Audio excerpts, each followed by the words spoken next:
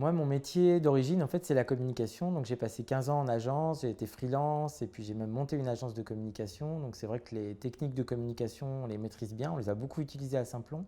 Et le choix a été fait assez rapidement dans l'équipe des cofondateurs d'avoir un porte-parole et effectivement de capitaliser sur moi pour représenter Simplon. En plus, comme j'avais écrit des livres sur Anonymous et que j'avais déjà une petite notoriété, c'est vrai que j'avais pas mal de followers sur Twitter, sur LinkedIn. Donc on a pas mal capitalisé sur moi et sur mon personal branding pour parler de Simplon.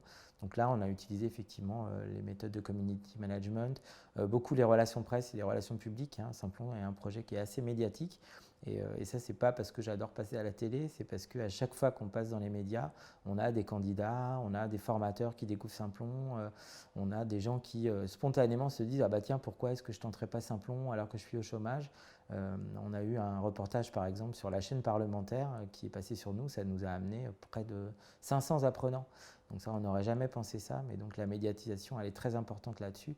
Et en termes de plaidoyer aussi, Simplon parle pour l'économie sociale et solidaire, la tech for good, on a des sujets qui nous dépassent. Et donc pour le coup, les prises de parole, moi je crois que j'ai gardé tous mes badges de toutes mes interventions depuis 6 ans dans toutes les confs, tous les salons.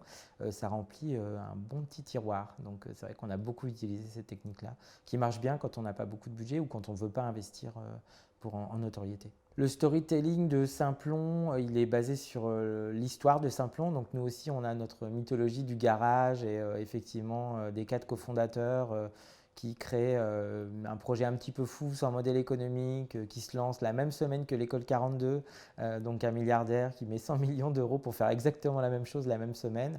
Et donc on a effectivement un storytelling un peu bootstrap et un peu à l'arrache du début, qui était vraiment très réaliste. C'est du storytelling très réel. Et puis après, la montée en charge, le passage à l'échelle. Donc ça, c'est quelque chose qu'on a beaucoup raconté dans les confs. C'est quelque chose qui est aussi pas mal résonné quand on est devenu fellow Ashoka ou quand on a rejoint des projets comme la Fondation Epic, où là, on est amené à pitcher pas mal dans pas mal de contextes. Donc c'est ce storytelling-là.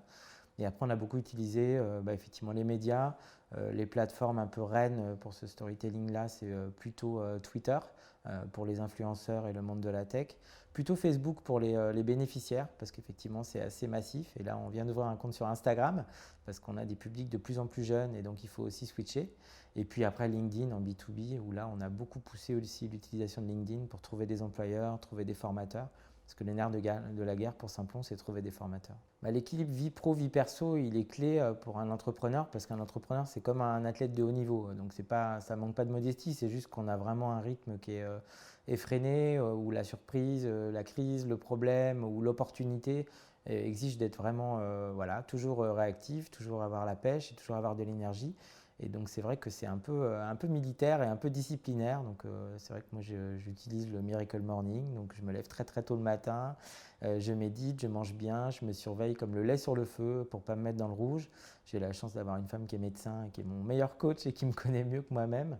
Et donc effectivement, on ne peut pas capitaliser sur une figure d'entrepreneur et puis mener un projet en hypercroissance sans avoir un équilibre vie pro, vie perso bien cadré. Et en plus, comme on est dans le numérique, on déconnecte jamais. Donc là aussi, il y a de la digital detox. Moi, je la fais à titre perso et on la pousse aussi dans l'équipe en termes de déconnexion. Et après, nous, on a le pire d'une start-up et le pire de l'économie sociale et solidaire. Donc, on fait très, très attention à ne pas se cramer et à surveiller nos équilibres et à ne pas se mettre dans le rouge parce que sinon, ça met en péril le projet et donc ça met en péril l'impact.